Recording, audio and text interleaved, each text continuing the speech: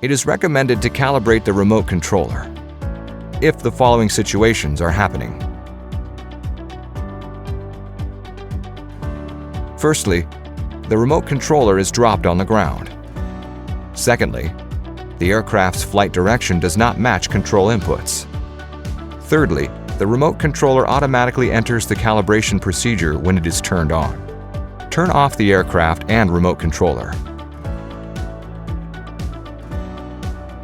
Press and hold the power button and takeoff button of the remote controller simultaneously for 3 seconds.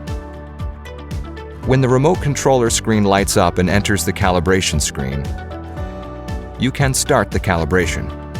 Push and hold the command sticks in each of the 8 possible directions until you hear a beep each time.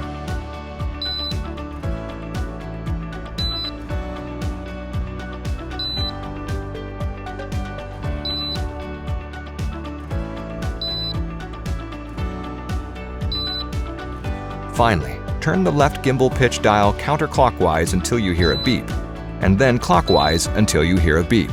The calibration program will close automatically. Thank you for watching.